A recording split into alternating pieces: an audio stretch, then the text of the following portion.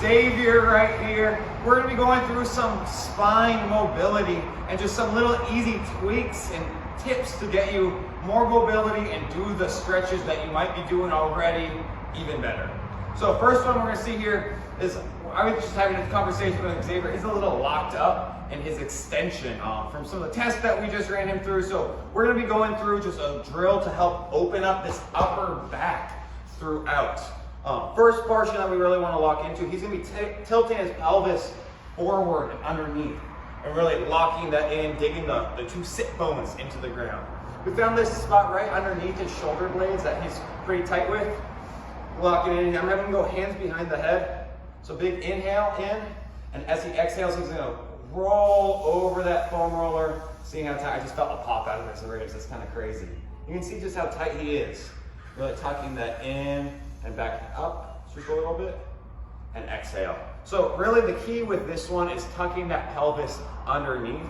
Can you just show him real quick, Xavier, what happens when you get, like, he can get into this range way deeper. That's pretty easy. Like, do you feel anything in the middle of the back? I feel the foam roller pushing.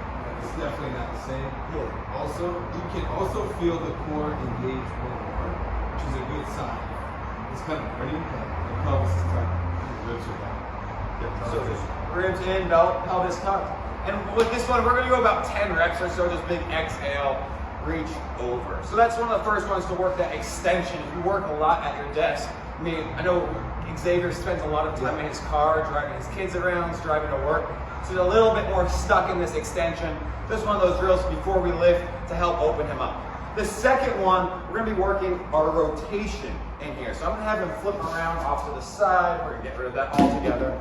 So, yep, face that way into the side. I'm gonna scoot you back a little bit to make sure we're in frame. So right here, I'm having him pull up his knees. We want a 90-degree angle here. What we're gonna be working is locking in his hips during rotation. So even without this, just don't pull the knees. Put your hand behind your head here. This is the side, and we're gonna open up.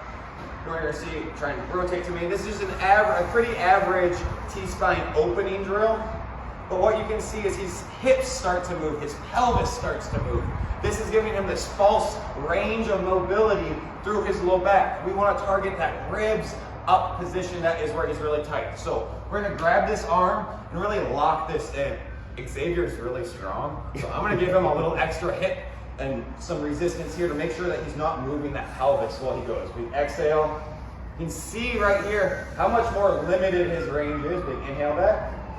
When we're doing these drills, we want to exhale into that movement to help get a little bit more range. Driving that exhale will help tell your body to relax and open up. Big exhale, more and more air, blow out all the air, and inhale right back. So after a couple of those drills, he's already moving a little bit better. How you feeling? Much better. Much better. So there's two really quick drills that you can do at home on your own to help open up your spine, especially if you're feeling locked up after some heavy lifts or some long sitting.